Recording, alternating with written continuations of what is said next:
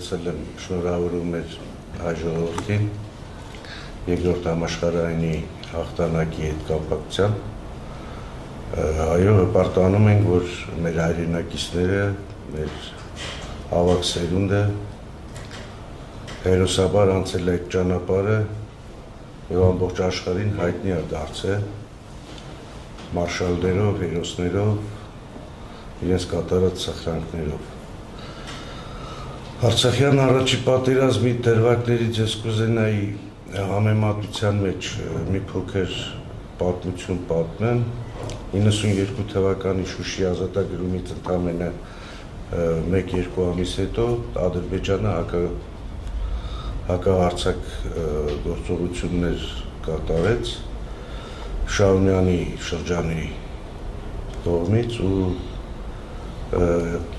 ստացվեց այնպես որ մի կողմից քաղաքական խժդժություններն էր մի կողմից արդեն պանիկա էր զորքերում մեր դե արագ տագնապով հավաքվեցինք Աշոտ Սարուխանյանի ջոկատի հետ ես մեկնեցի Մարտակերտի Չափար գյուղը պաշտպանությանը մասնակցելու Շահումյանը արդեն թուրքը գրավել էր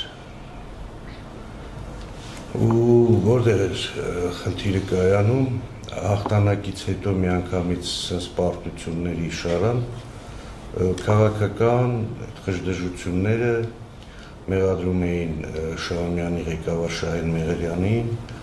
իբր ծախված է պատերազմի, իբր նույն բանը 44 օրյային ականատեսել ենք ու պետքա դասեր քաղենք այս պատերազմները իրանք ծանր քաղաքականություն են եւ երբ որ բանակը մտնում այդ քաղաքականության մեջ արդյունքում ստանում ենք պարտություն իհարկե բանակը ինքը պաշտպանության նախարարը ինքը քաղաքական պորտֆել է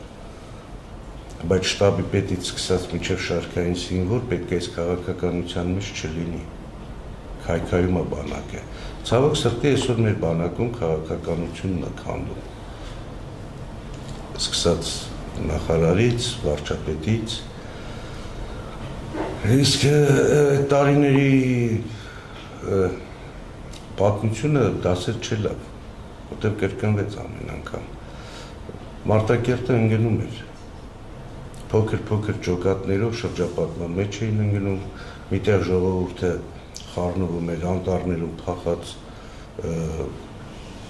այդ կամավորական ջոկատների ժողովրդի sense խառը վիճակ պանիկա այս պանիկան մի պահ կանգ առավ երբ որ Վազգեն Սարգսյանը իր հայտնի հայտարարությամբ մահապարտների գունդ հավաքեց այս խաբարը երբ որ ացավ Արցախ ոնց որ մի քիչ տղաների մոտ նորից այդ մարտական ոգին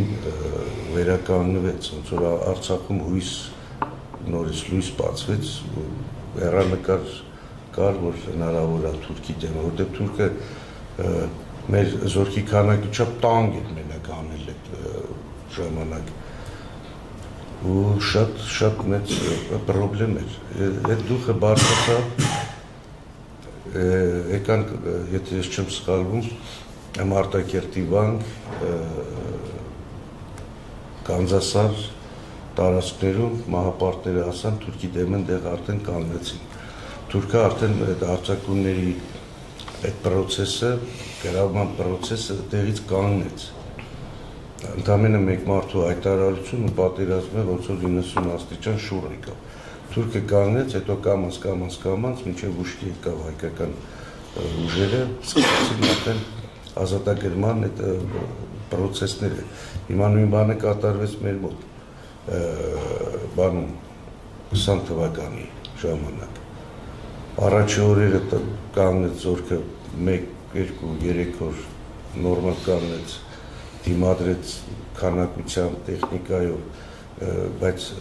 դրանից հետո սկսվեց կամաց նույն պանիկա խուճապը գալիս էր որ արդեն ծախված է խուճապը գալիս էր ես 44 օրյային էլ Ֆիզուլու տանգվի գումարտակում եմ եղել այդ իշորլու քյուրլար կոնկրետ դիրքերը թուրքական նախկին թուրքական գյուղում էր Հետո եկավ մի ժամանակ ամսի 9-ից 10-ից հետո կամաց տեղեկություններ գալի, որ մենք շրջապատման մեջ ենք։ Արդեն Ջաբրայելի կողմից թուրքը ճեղքի անցել էր, արդեն Հադրութում մարտեր էին, մենք ագին կիլոմետր առաջի գծում բրոնի տեխնիկան օրորի մաշվում է, բայրակթարը խփում է առանց մարտի մեջ մտնելու, զորքը մաշվում էր ու էլի քաղաքական, ասենք, փնթի գործունեության շնորհիվ։ Այս ցավոտ անցած պատմությունները պետք է վերցնենք 10 սարքենք մեզ համար, եթե մենք մեր էությամբ եղել ենք մեր երկրի հայրենիքի, ընտանիքի պաշտպանը, պետք է այս 10-երի հիման վրա հասկանանք որտեղ է մեր խնդիրը, որպեսզի այս կորուստները պետք է հետ բերել։ Թեկուզ մարդկային կորուստի գնով պետք է հետ բերել։ Ես չեմ կարծում, որ ինչ-որ քաղաքականությունը այդքան փայլուն կլինի երբևիցե Հայաստանում, որ հնարավոր լինի Թուրքից ինչ-որ բան հետ վերցնել։ Մեզի բանակ է պետք, շատ կոնկրետ, մեծ քանակությամբ 100,000-ից, գոնե 100,000-ից։ Լավ պատրաստված, փողը պետք է ծախսվի, պետք է սպառազինվի, ժամանակակից տեխնոլոգիաները պետք է ունենա մեր բանակը, որտեղ շատ ժամանակ 44 օրյայում զորքը առճակատման մարտի մեջ չէր կարող մտնել Թուրքի հետ, ընդամենը օդից ոչնչացնում էին, զորքը մաշվում էր։ Այստեղ պետք է շատ կոնկրետ քաղաքական հարցեր, խնդիրներ լուծվի, իսկ ավելի կոնկրետ իշխանափոխություն, իշխանության գան հայրենասեր մարդիկ, բանակը պետք է վերականգնվի, սպայական կազմը պետք է ճանապարհ անցած մարդիկ պետք է նորից լինեն բանակում, բանակը պետք է լինի կարգ ու կանոնի մեջ, քաղաքականությունից հեռու, ու բանակի կոնկրետ գործը պետք է լինի ազատագրական պայքար, ազատագրման